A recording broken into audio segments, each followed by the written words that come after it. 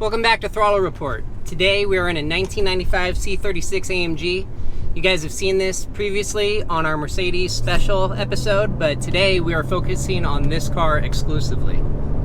Now what's interesting about this car is the 95 only had a 4-speed transmission. Later on they added a 5-speed, and when you're cruising on the freeway going about, I'm going 80, you're almost at like 3,500 RPM. But interestingly is that you can just give it a little gas and then it'll just pick up right away. It doesn't have to downshift, you just give it a little bit and off it'll go.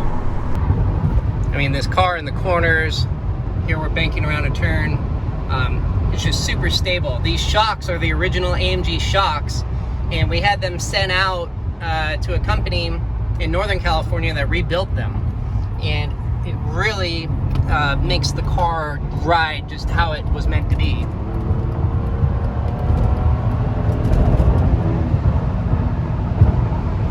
So a little history about this car.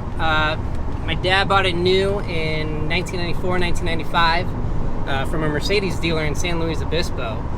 And some doctor had pre-ordered it and canceled it at the last second. So he was lucky enough to get this car because they didn't have that many. I think 200 came into the US for 1995. And I remember driving up to San Luis Obispo and getting this car and coming home. And my dad used to go to gas stations and different places, and people would be like, what is that? And he'd be like, it's an AMG. Well, what's an AMG? You know, nobody had ever seen a C-Class like this. And at the time, it was really something unique. And, you know, it just, the way that it looked good. And today it still looks good. So I drive it all the time. My brother drove it for like 8 years straight.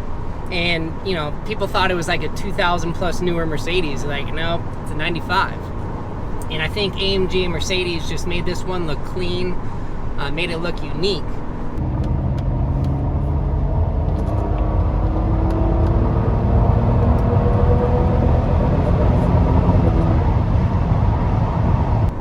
So for this C36, things that were unique compared to the C280, it had the gauges with AMG on it, with a gray background. You had the shifter that had C36 embroidered on it in gray here.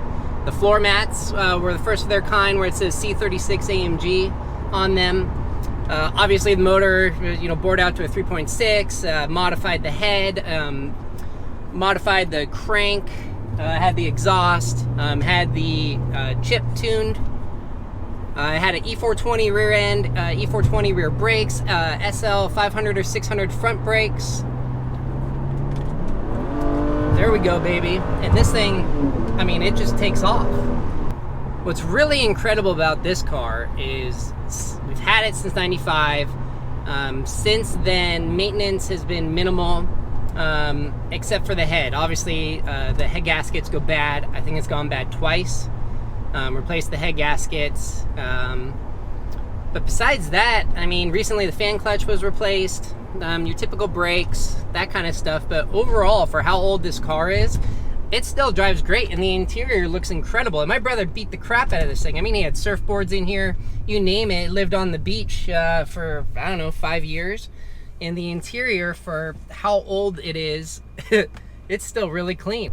Things that have gone wrong with the car, the vacuum lines are a little iffy, the air conditioning here. Sometimes the central vents work, sometimes they don't. It's intermittent, but for the most part, it's working. That's pretty much, I think, the only thing that doesn't work. And the heated seat in the driver's seat doesn't work anymore. But besides that, everything in the car works, including this phone right here. This was an upgrade. This car didn't come with it from the dealer. We had it put in. I don't know what the cost was at the time to put this thing in, but I know this. I need to pee. The service was about $300 a month. So for those of you who are curious how fast the car is, here we'll do a little dead stop, and then I'll just punch it.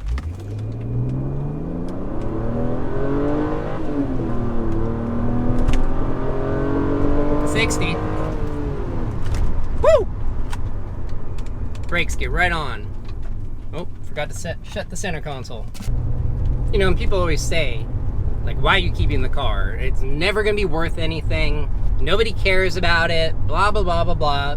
I mean, this car, it's one of our favorites. It's just a great everyday driving car. I mean, if you're gonna sell it right now, I don't know how much you could get for it. There's just no reason to get rid of it. And people say, you know, it'll never be worth anything, and that's not true.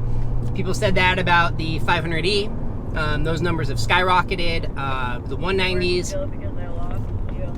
Sorry, I forgot. I turned left on like that first left you can make after Jeff's shop. So like I was saying, people say that the car is not going to be worth anything. That's not true. Mercedes made, I don't know, 25,000 of the 500Es, and their prices are anywhere from $50,000 to $75,000 right now. And I think worldwide they made about 5,000 of these, probably from 93 to, I think it was 97. And in the US, they only got 200 of these. So the numbers are on its side. The rarity is on its side. I've seen a lot of these on Craigslist here in California, just thrashed. I mean, parted out, smashed, modified, lowered, you name it. This car is unadulterated. It is the original. The windshield's original. Everything that we've bought for this car has been from Mercedes, minus the Alpine head unit. So to me, this is just a perfect example of how the car was when it was brand new. And I think years on from now, people will really appreciate that, because right now, even when we were like restoring this car over the past year or so, we got the last windshield. We got the last intake pipe, which was like $1,700. We got some of the last fog lights. They're like $1,200 each. And the reason these prices are so high is because these parts have been sitting on the shelves for like 20 years. And so each year Mercedes raises the prices a little bit. And just because they're the last ones, you know, we're paying a premium. But we got all those parts for this car so that it's correct. And I think in the future, it's going to be one of a kind, except for the one in the Mercedes Museum, of course. I have seen a couple others on Bring a Trailer. I saw like a black one with 40,000 miles, sold for about 25 grand. There are some really cool examples out there. But as far as I know, in the YouTube comments, somebody said they know of one other owner, but we're the original owner of this car. And so I'm just curious how many other original C36 owners are out there. Comment below.